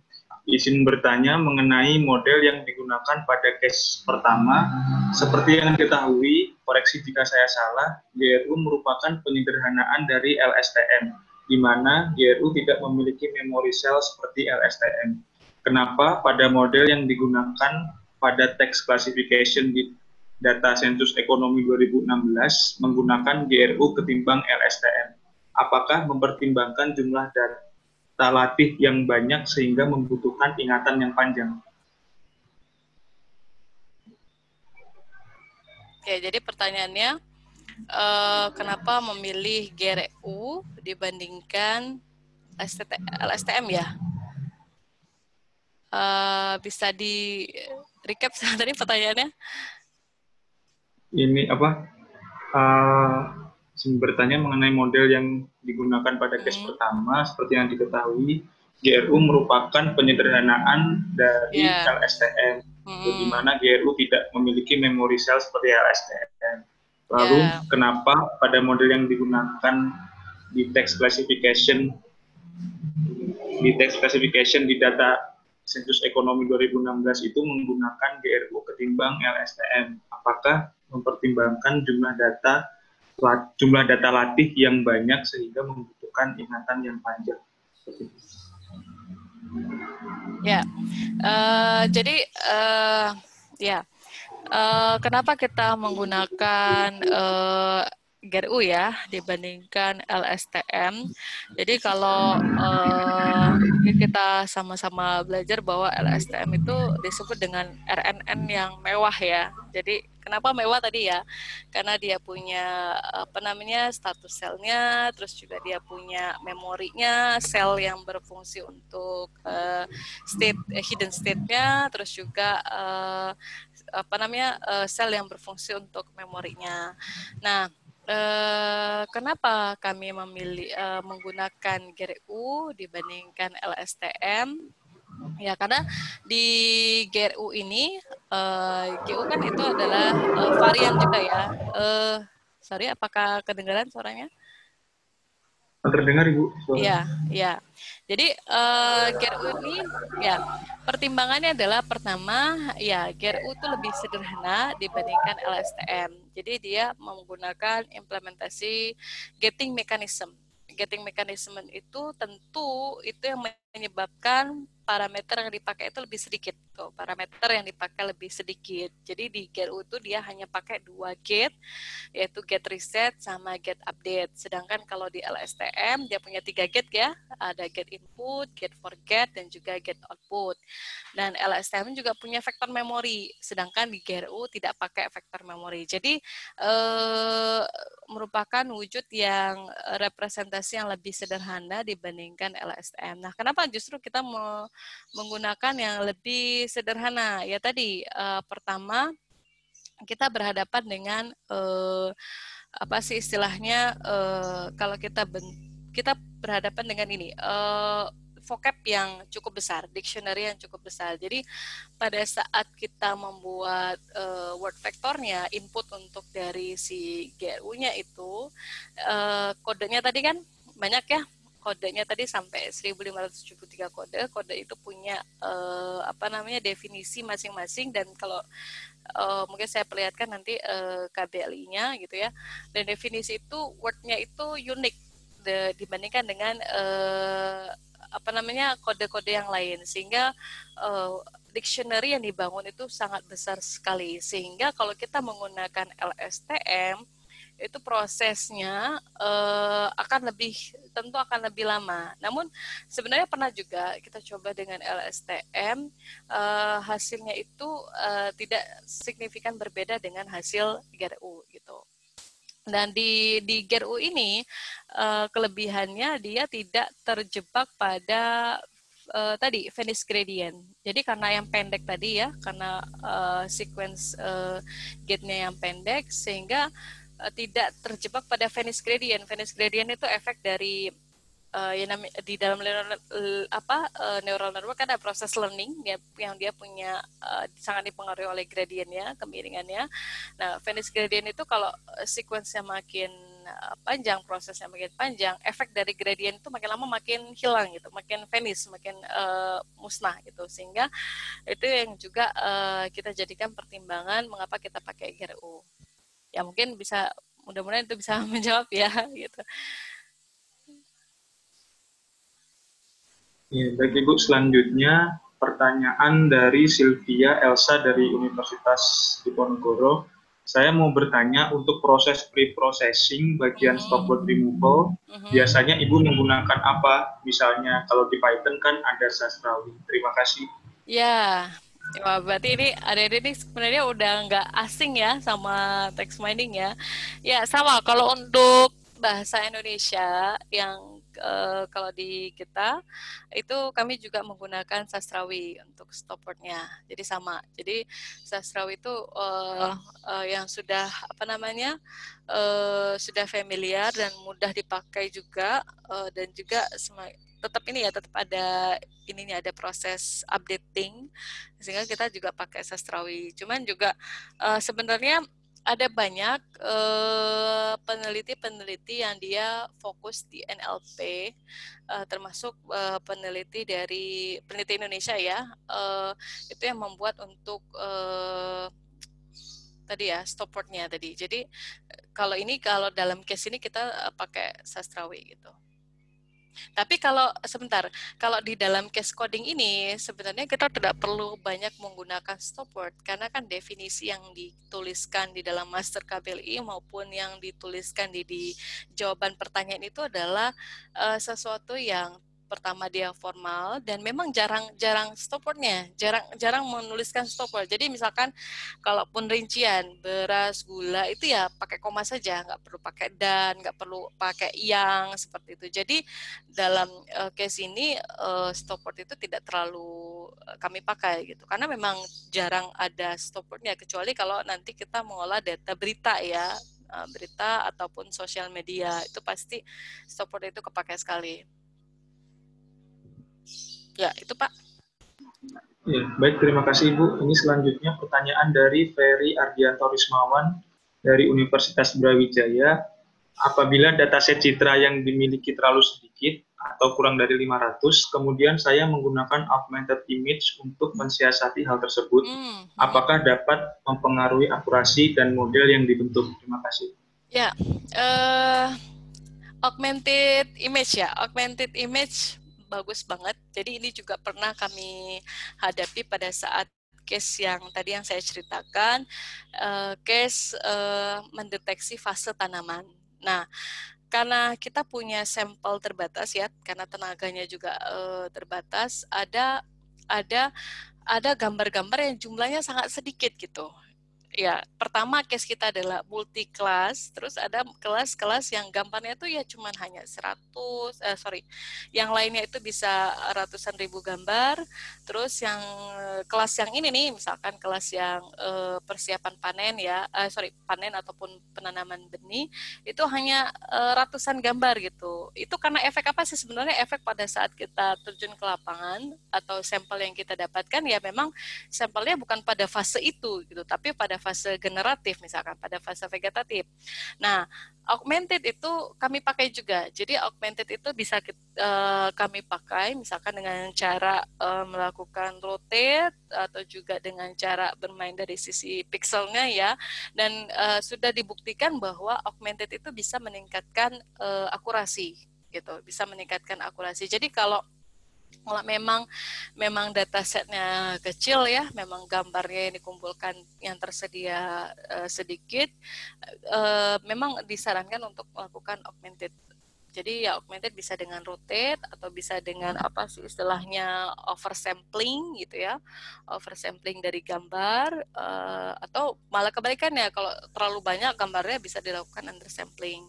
Oversampling pun ada tekniknya kalau di dalam image processing. Ya, itu Pak. Dan tadi pertanyaannya apakah itu efektif? Ya, itu efektif. Jadi dari riset kami kemarin dengan augmented tadi ya, tujuannya sebenarnya augmented itu untuk membuat dataset itu lebih balance ya, meskipun nggak murni balance. Dari akurasinya dia akan menambah nilai akurasinya. Ya, itu Pak. Baik Bu, selanjutnya dari Saudara Reza dari UNJ. Selamat pagi, saya ingin bertanya tentang menghapus missing value. Apakah ada batasan dari suatu missing value agar dapat dikatakan sedikit? Kalau iya, kira-kira berapa persen missing value dari data? Terima kasih. Berapa persen ya? Ya, mungkin kalau secara teori ya, mungkin ya ini juga kami juga masih melakukan eksperimental study. Secara teori sih tidak ada berapa persen dikatakan dia sedikit dan banyak gitu ya. Sama seperti kalau misalkan kita membangun model ya, berapa sih persen akurasi kita menyatakan bahwa model ini sudah baik atau belum? Itu sebenarnya tidak ada teori yang secara rigid menyatakan oh kalau hanya 10% itu masih sedikit gitu ya. Ini lebih sifatnya kepada eksperimental sebenarnya. Jadi kita cek dulu efek dari jumlah segitu ya, jumlah porsi dari missing value terhadap analisis yang mau kita lakukan gitu. Kalau dia memberikan efek, ya sebaiknya tidak di-delete. Kalau meskipun hanya jumlahnya 10% dari data ataupun 5% dari data gitu. Jadi kalau ditanya itu ya mungkin saya juga agak bingung ya, karena kemarin juga kita coba dengan eksperimental sih. Jadi deletion prosedur itu kita jadikan prioritas terakhir gitu, prioritas terakhir. Ya kalau misalkan hanya 0,1% atau 0,01% dari data, ya itu bisa dilakukan, tapi dicek kembali gitu, dicek kembali apakah 0,1% itu memberikan efek yang besar nggak? Efeknya tuh begini, biasanya kan yang kita delete itu adalah row-nya ya, barisnya gitu. Nah, pada baris yang di situ ada missing value-nya, misalkan pada variabel ke-10 ada missing value-nya. Nah, apa sih efek baris itu kalau kita hapus? Bisa jadi di case yang kita hapus itu dia memberikan informative value yang apa sih istilahnya, informasi yang berharga pada variabel lain gitu, pada variabel lain. Jadi deletion ini mau dia hanya 0,1%, biasanya kita jadikan udahlah pilihan terakhir pokoknya. Kalau bisa kita lakukan imputasi atau kita lakukan istilahnya tolerance ya, tergantung algoritma yang dipakai sih. Ada algoritma yang misalkan seperti SVM, Super Vector Machine. Super Vector Machine kalau ada missing value di dalam suatu data, dia masih bisa menghandle gitu, karena SVM itu cara kerjanya berbeda dengan decision tree ataupun dengan Bayesian ya, yang sangat terpengaruh sekali oleh missing value, sehingga kita lakukan ini saja tadi tolerance prosedur gitu. Kita coba masukkan, karena kalau super vector mesin kan cara kerjanya dari super vektor yang bisa membedakan kelas dia dengan kelas yang lain. Jadi yang memang sifatnya bermain dengan high dimensional data. Yaitu mungkin Pak Zaki. Baik Ibu. Ini selanjutnya dari Reza Dwi Fitriani, Universitas Diponegoro. Izin bertanya, Bu, untuk outlier, apakah jika tidak diatasi atau dihapus, boleh digunakan langsung ke dalam pemodelan? Kemudian, untuk menilai model klasifikasi dengan data imbalance, lebih baiknya menggunakan F-score atau AUC, atau ukuran yang lain gitu. Ya. Oke. Outlier ya. Oke.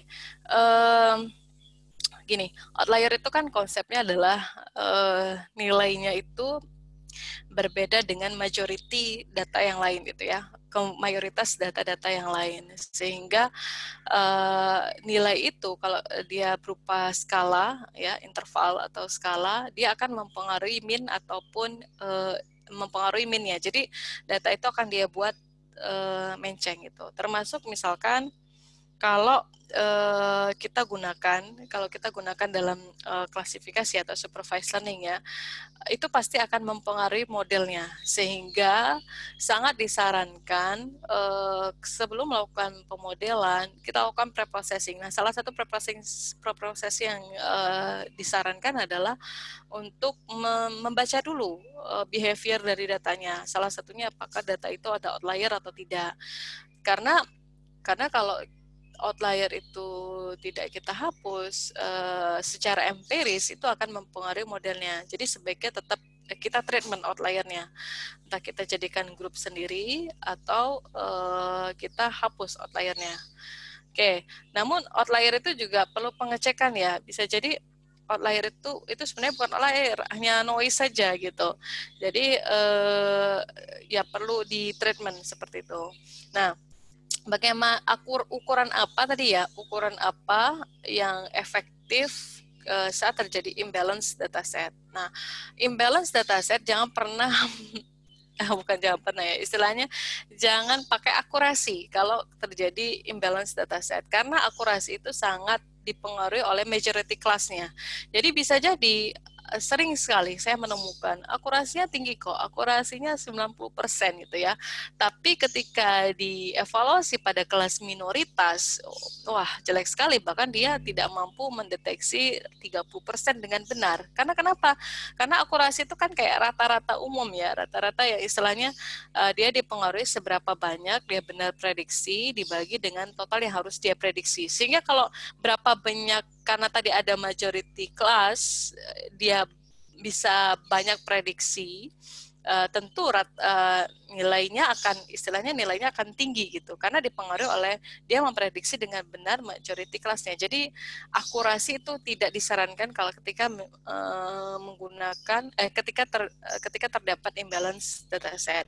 Yang disarankan adalah bisa menggunakan tadi erosi area under curve atau dengan AUC tadi ya, area under curve-nya. Jadi bisa digunakan karena AUC itu dia memetakan sensitivity. Jadi bisa gunakan sensitivity. Jadi kita lihat akurasinya itu tidak hanya pada kelas positif, tapi lebih kepada kelas interestnya itu biasanya kelas minority. Jadi tidak, kalau F1 score, apakah F1 score itu rekomendasi? Ya, rekomendasi, tapi dihitung F1 score-nya per kelasnya, termasuk juga kelas yang minoritas. Kalau akurasi tidak disarankan, saya tidak. Jadi bisa menggunakan sensitivity atau specificity, atau juga kita bisa plot area under curve-nya. Kalau area under curve-nya itu garisnya itu kurvanya lebih besar, itu menyatakan bahwa akurasinya bukan akurasi ya, performanya lebih baik gitu. Ya, itu Pak Zaki. Baik Bu, selanjutnya pertanyaan dari Wahyu Okta Pradana, Universitas Riau. Izin bertanya Bu, apa terdapat cara yang terbaik untuk mengelola analisis derajat waktu dalam remote sensing? Bisa dikasih case-nya nggak ya, case realnya analisis derajat waktu dalam remote sensing ini maksudnya gimana ya? Analisis derajat waktu dalam remote sensing. Iya, bisa diperjelas ya pertanyaannya? Ya, baik, untuk Mas Wahyu Okta Pradana, ini silakan diperjelas pertanyaannya, ditulis saja di kolom Q&A seperti itu. Baik, selanjutnya pertanyaan dari Muhammad Renaldi dari UPI, ingin bertanya mengenai perbedaan antara machine learning dan deep learning. Bagaimana keefisienannya dan mana yang sering digunakan? Terima kasih. Ya, perbedaan mendasarnya antara machine learning dan deep learning itu, kalau machine learning, misalkan kita gunakan classical machine learning seperti naive Bayes, decision tree, SVM, ataupun yang lainnya ya, itu ada pada feature engineering-nya. Jadi kalau classical machine learning, manusia lah yang mendefinisikan human generated feature, artinya human generated feature itu kita yang mendefinisikan, oh mesin ini loh X1, X2, X3 ini fitur 1, fitur 2, fitur 3, fitur 4, fitur 5 gitu ya. Nah, kalau di deep learning apalagi kalau deep learning itu dalam proses ini ya, dalam proses tadi image processing itu ya, dia akan mengenerate feature-nya itu secara otomatis gitu, mengenerate feature otomatis. Dan biasanya perbedaan lainnya selain dari feature, meskipun sebenarnya apakah deep learning nggak bisa di-apply pada human generated feature? Ya bisa saja gitu, tetap bisa. Tapi biasanya yang menggunakan deep learning itu biasanya dia tidak mensuplai, apa sih istilahnya, dia tidak mensuplai feature-nya secara manual, justru mesin lah, deep learning lah yang nanti seperti convolve ya.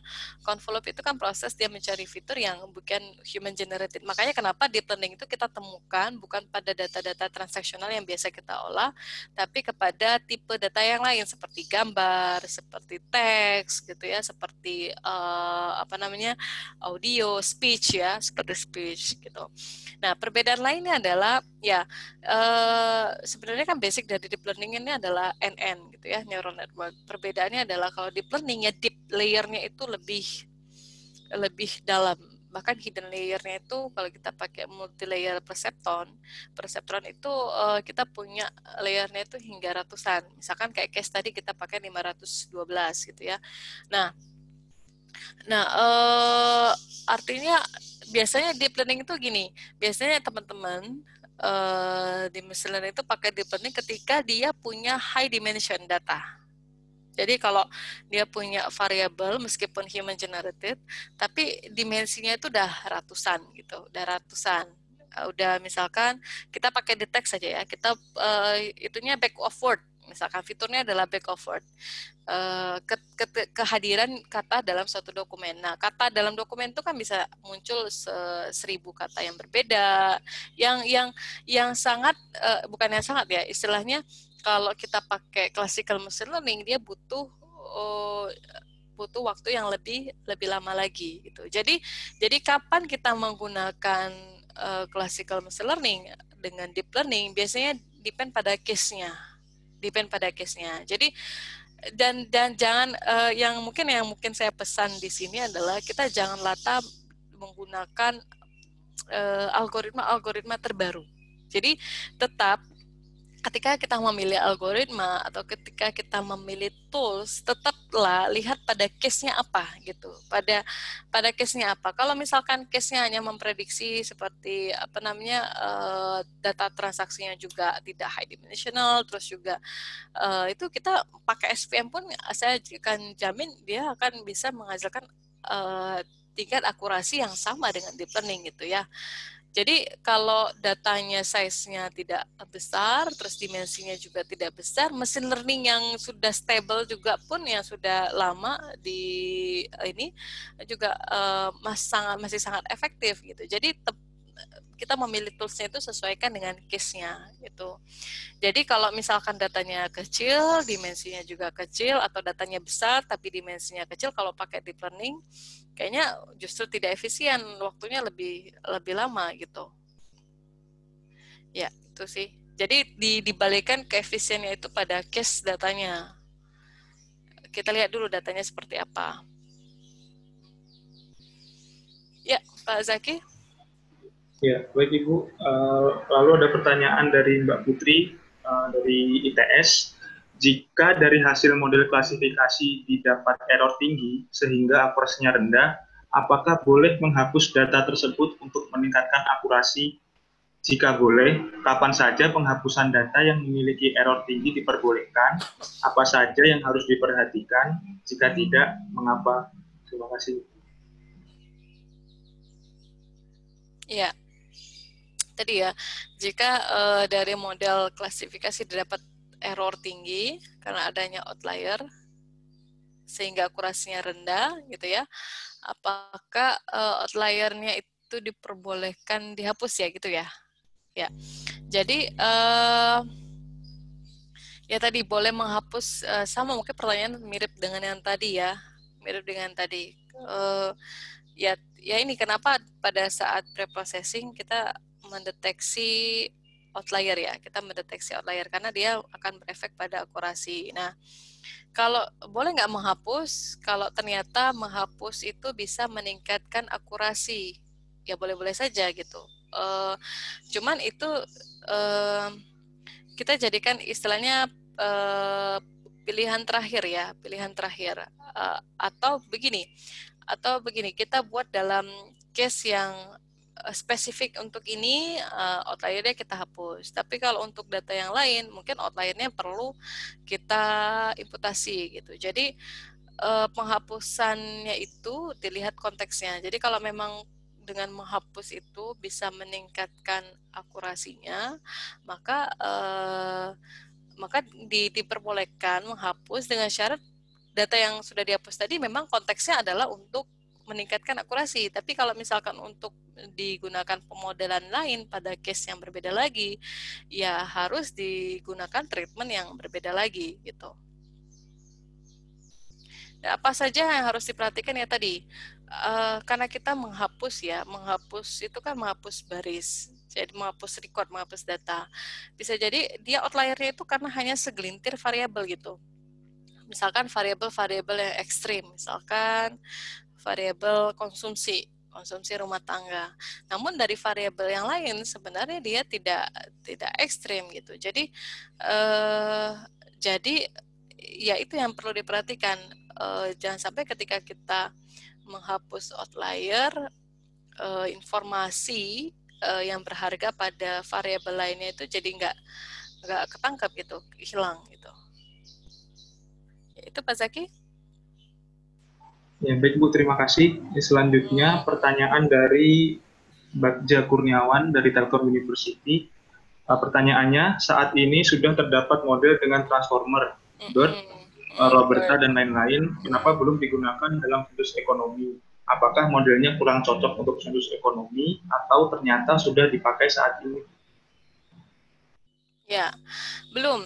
Ya, memang kita kemarin tidak menggunakan BERT ya.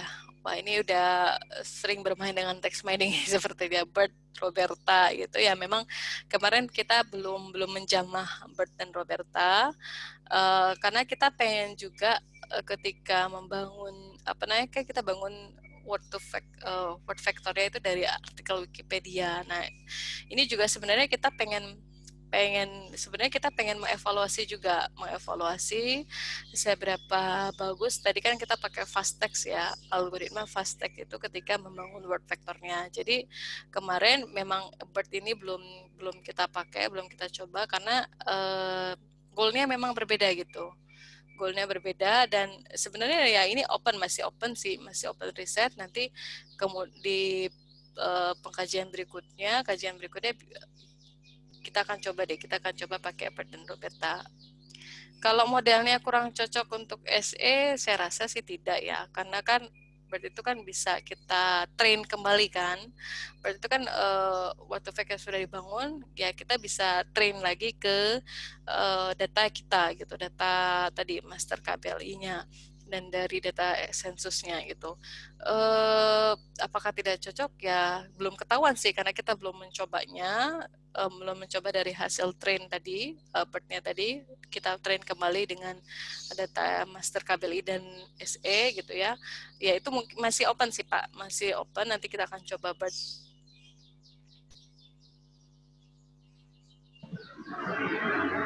Ya, baik Bu, selanjutnya pertanyaan lagi dari Raden Aurelius dari Universitas Gajah Mada. Ini bertanya untuk case kedua, yaitu yang deteksi dan klasifikasi alih fungsi lahan sawah.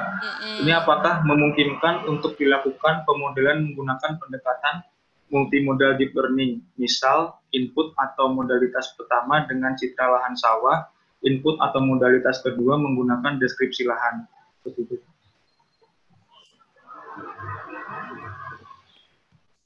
Halo? Ya Bu. Jadi pertanyaannya tadi terdengar atau tidak? Iya, agak terputus. Ini kayaknya agak stabil dari ini saya. Baik, saya bacakan ulang lagi ya. Jadi dari Raden Aurelius dari UGM, untuk case kedua, apakah memungkinkan untuk dilakukan pemodelan menggunakan pendekatan multimodal deep learning, misal input pertama dengan citra lahan sawah, lalu input kedua dengan menggunakan deskripsi lahan. Seperti itu. Oh, citra. Oke. Ya, mungkin saya ulangin ya biar saya nggak salah, agak keputus-putus. Ya, jadi apakah mungkin dengan mode itu ya multimodalnya di sini tadi citra satelit pertama, modalitas pertama dengan citra lahan, yang kedua dengan deskripsi dari lahan. Apakah bisa multimodal untuk case tadi ya, case alih fungsi lahan ya? Ya bisa. Jadi ada beberapa penelitian di luar negeri dia menggunakan multimodal juga. Jadi dia memanfaatkan pixel dari citranya, ya, dari nilai NDVI, terus juga dari nilai NIR gitu ya. Terus juga kemudian dia combine dengan deskripsi dari lahan itu. Jadi apakah mungkin, apakah bisa? Bisa. Cuman dalam case ini kita belum sempat mencoba untuk multimodal, belum kami coba multimodal deep learning karena kemarin itu kami pengen melihat dulu seberapa akurat ketika kita hanya memanfaatkan informasi dari citranya saja gitu. Jadi memang fokusnya kemarin adalah kami mau melihat visibility, kemungkinan bahwa nanti ke depannya untuk survei-survei yang ada kaitannya dengan area, ya, kita bisa memanfaatkan citra. Jadi kemarin itu memang fokusnya pada satu modal saja, satu input saja, input dari citranya itu, bawaan dari citranya, entah itu bandnya, terus juga atau indeks komposit dari bandnya. Nah ini belum kita coba untuk multimodal. Tapi apakah bisa? Iya bisa. Ini kalau adik-adik melihat lagi beberapa paper yang sudah dibuat di luar negeri itu, mereka mencoba multimodal pada remote sensing sudah pernah ada yang mencoba itu. Cuman pada case ini kita belum coba, Pak. Ya. Ya. Baik, selanjutnya dari Agus Hendra Nasution dari IPB. Jika kita menggunakan feature extraction pada citra, bagaimana cara memberikan label untuk masing-masing pixel? Apakah harus menggunakan sampling dari data eksternal seperti data KSA? Ya, bisa diulang, Pak. Kayaknya nih internet saya yang kurang stabil nih. Iya. Jadi jika kita menggunakan feature extraction pada citra, bagaimana cara memberikan label untuk masing-masing pixel? Apakah harus menggunakan sampling dari data eksternal seperti data KSA? Oh, sampling eksternal, ya. Biasanya begini, biasanya kita punya guideline ya. Guideline misalkan kita tadi melabelin ya, case labeling ya. Jadi kita pakai biasanya kita pakai guideline, misalkan kita buat indeks komposit dari citra itu. Jadi dari bandnya itu kita buat indeks kompositnya berapa, misalkan NDVI. Nah, sebenarnya ada standar internasional guideline yang dia kalau misalkan nilainya sekian sampai sekian, dia kategorinya apa, sekian sampai sekian kategorinya apa. Nah, itu biasanya kami menggunakan seperti itu tekniknya gitu. Atau kalau mau bisa memanfaatkan sampling di luar itu, pixel dari sampling di luar itu juga bisa. Cuman ada nggak eksternal istilahnya dataset eksternalnya tersedia atau tidak gitu. Cuman kalau ke case kami kemarin, karena memang karena tadi dispesifikkan studi case-nya, kami mau spesifik pada area tertentu. Jadi proses labelingnya itu kita lakukan dengan tadi melihat dari nilai bandnya, indeks komposit dari bandnya, kita lakukan annotation mask pada area grid 1x1 gitu ya, untuk melabelingkan dia masuk pada lahan apa, jenis lahan tertutup apa, seperti itu. Apakah menjawab nih? Saya khawatir takut nggak ini.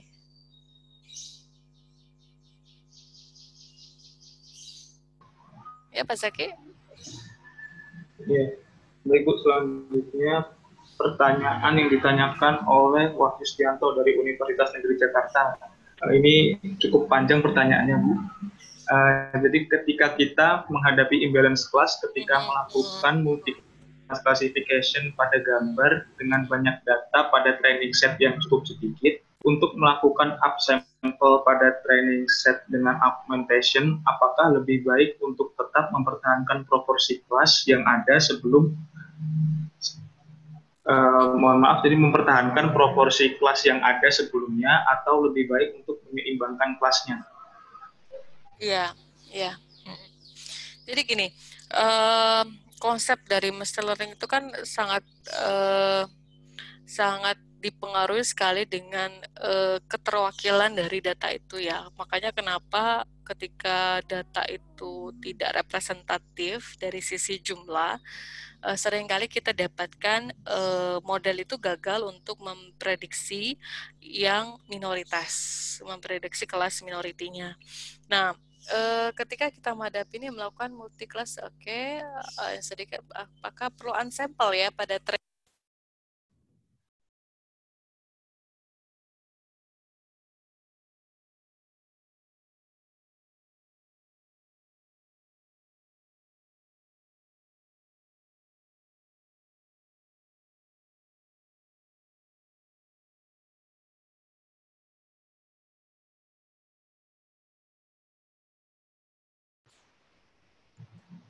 Tes. Bu Siti. Mohon maaf Bu, suaranya tadi tidak terdengar. Ya, mungkin ada sedikit kendala jaringan dari Bu Siti ya. Ini kita tunggu sebentar aja. Mungkin untuk sisa pertanyaan mungkin bakal dijawab, dan kemungkinan juga ada yang tidak dijawab ya karena keterbatasan waktu seperti itu. Jadi mohon maaf jika nanti kalau waktunya tidak cukup untuk menjawab semua pertanyaan. Kita mohon maaf sekali tidak bisa membacakan semua pertanyaannya. Jadi kita tunggu sebentar saja. Bu Siti bisa dengar?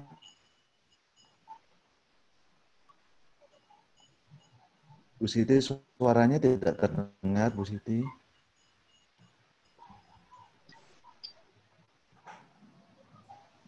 Ya. Halo? Ya, Terdengar. ya. Sudah. Ya, sudah terdengar? Sudah Bu, sudah. Oh iya. Ya begini ya, kalau online ini kendala jaringan ada faktor X nih. Ya. Jadi tadi ya, tadi imbalance. Nah, imbalance kan pendekatannya ada dua. Sebenarnya tujuannya adalah untuk membalancekan. Membalancekan itu bisa kita undersampling atau bisa kita oversampling. Nah, biasanya yang dilakukan adalah oversampling. Jadi bisa nanti adik-adik searching tentang SMOTE ya. SMOTE itu salah satu algoritma yang bahkan sudah ada package-nya kalau nggak salah di Python untuk melakukan imbalance dataset. SMOTE ya, itu bisa dipakai, dan tekniknya juga bisa ada dia oversampling berdasarkan border areanya. Jadi dia oversampling benar-benar pada titik yang bisa membedakan kelas ini dengan kelas ini. Nah, pertanyaan tadi, apakah oversampling itu harus mempertahankan porsi sebelumnya gitu ya? Justru kita ingin mengubah porsi datanya gitu. Porsi di sini artinya proporsinya ya, proporsi data dari satu kelas dengan kelas lain. Jadi apakah harus balance, misalkan satunya 1 juta, satunya hanya punya 1.000, apakah 1.000 itu harus di-augmented sebanyak sampai 1 juta? Juga tidak gitu. Jadi biasanya sifatnya eksperimental. Ketika kita oversampling, biasanya nggak kita langsung oversampling banyak, tapi kita oversampling secara gradual. Misalkan kita oversampling 20%, kita tambah lebih banyak 20%, 40%, 60%. Nah, nanti setiap tahapannya itu kita evaluasi gitu. Nah, teknik oversamplingnya sendiri itu ada banyak. Jadi bisa kita random oversampling atau kita buat synthetic sampling. Synthetic sampling itu bisa kita buat dengan cara misalkan kita membuat sampel-sampel sintetis yang dia itu sampel itu mampu membedakan kelasnya dia sama kelas yang major tadi. Nah, itu nanti bisa di searching di internet, ada namanya SMOTE ya, SMOTE oversampling gitu. Ya, apakah proporsinya harus sama, harus balance persis atau mempertahankan proporsi? Justru kita merubah. Namun apakah harus balance, benar-benar balance, harus sama, itu tidak. Jadi tadi secara gradual saja kita menambahkan itu kalau oversampling sama. Atau bisa juga hybrid. Satunya kita oversampling, satunya kita undersampling gitu. Nah, rata-rata para peneliti itu dia melakukannya nggak sekali banyak, langsung, tapi secara gradual. Misalkan undersampling 20%, yang satunya oversampling 20%. Lihat akurasinya berapa. Seperti itu, lebih kepada eksperimental sih. Ya. Baik, mungkin karena keterbatasan waktu, jadi untuk sisa pertanyaan tidak bisa dijawab. Kami mohon maaf sekali. Langsung saja kepada Bu Siti untuk menyampaikan closing statement-nya, Bu. Closing statement-nya. Ya. Saya tidak menyampaikan closing statement apa ya? Jadi closing statement tadi kan balik lagi ke topik kita adalah pemanfaatan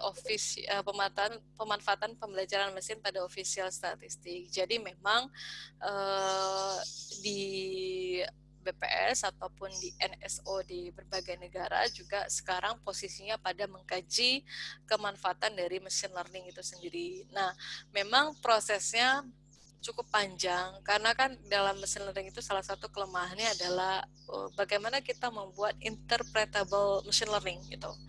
Seperti kalau ada juga ranah kajian yang namanya XAI. Jadi bagaimana AI itu, machine learning itu, parameter-parameter yang dikeluarkan itu bisa diinterpretasi oleh manusia, kemudian bisa membuat reasoning, kenapa sih ini modelnya hasilnya seperti ini, kenapa hasilnya seperti ini, karena ketika official statistik itu dikonsumsi oleh masyarakat, tentu masyarakat akan menanyakan kenapa hasilnya seperti ini gitu, kenapa nilainya seperti ini, sedangkan kebanyakan di dalam machine learning parameter yang kita dapatkan itu parameter yang memang kalkulasi yang seperti DNN, kalkulasi yang kalau kita interpretasi secara ini tidak bisa kita interpretasikan ya, itu kendalanya sih. Jadi jadi kalau adik-adik di sini berminat untuk machine learning ya, di zaman saat ini di mana era data itu semakin kita kebanjiran data ya istilahnya, machine learning itu sangat sangat terbuka sekali, banyak peluang di mana saja, baik itu di government maupun di swasta ya, maupun di industri gitu ya. Silakan mendalaminya, tetap mendalami, baik itu, dan saya sarankan juga untuk tetap balik lagi sebelum belajar yang advanced machine learning, tetap belajar yang classical machine learning, dan termasuk juga fondasi-fondasi dari ketika kita melakukan memanfaatkan machine learning itu sendiri. Yaitu Pak Zaki, closing statement-nya agak panjang ya. Terima kasih Bu atas penyampaian materinya. Semoga ilmu yang disampaikan oleh Ibu Siti Maria hari ini dapat bermanfaat buat kita semua. Mungkin Zaki bisa ditampilkan itu absensinya.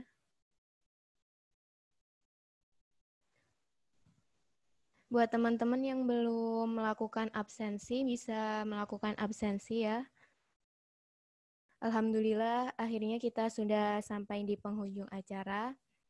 Terima kasih kepada Ibu Siti Maria yang sudah menyempatkan waktunya untuk menyampaikan materi. Terima kasih juga kepada Bapak Anang dan Pak Bagus yang sudah menyempatkan untuk hadir di kuliah online yang ke-6 hari ini. Dan buat teman-teman, semoga kita dapat berjumpa kembali di kuliah online yang selanjutnya. Masih ada 2 kali pertemuan atau 3 kali pertemuan lagi, sepertinya ya Pak Bagus. Baik, itu saja mungkin dari saya dan dari Zaki. Mungkin dari Pak Bagus atau Pak Anang ada yang ingin disampaikan? Ya, terima kasih. Ayo, Ibu Siti Maria, terima kasih banyak atas waktunya. Sama-sama Pak, saya juga mohon maaf kalau tidak terlalu clear. Jadi mudah-mudahan ini menginspirasi, memotivasi teman-teman mahasiswa ya. Jadi bahwa teknik pembelajaran mesin atau machine learning ini banyak gunanya. Tadi disampaikan oleh Bu Siti Maria beberapa hal yang bisa dikerjakan di bidang official statistik, di bidang bagaimana menyediakan atau membantu pemerintah menyediakan statistik-statistik resmi begitu ya. Jadi tidak hanya di bidang bisnis yang sudah kita pelajari atau kita sudah ikuti beberapa waktu yang lalu atau di bidang yang lain, tapi juga bidang-bidang pemerintahan. Jadi saya kira apa yang disampaikan tadi sangat membuka wawasan, kemudian dan pesan dari Bu Siti Maria yang terakhir tadi saya kira sangat perlu kita perhatikan bersama. Terima kasih Bu Siti Maria sekali lagi atas perkenannya untuk mengisi kegiatan ini. Assalamualaikum warahmatullahi wabarakatuh. Waalaikumsalam warahmatullahi wabarakatuh. Terima kasih atas kehadiran para peserta kuliah online hari ini. Akhir kata, saya dan teman saya, Alfafa Zaki, mohon maaf apabila terdapat kesalahan kata yang kurang berkenan. Semoga kita dapat berjumpa di kuliah online yang selanjutnya. Saya akhiri, wassalamualaikum warahmatullahi wabarakatuh. Waalaikumsalam.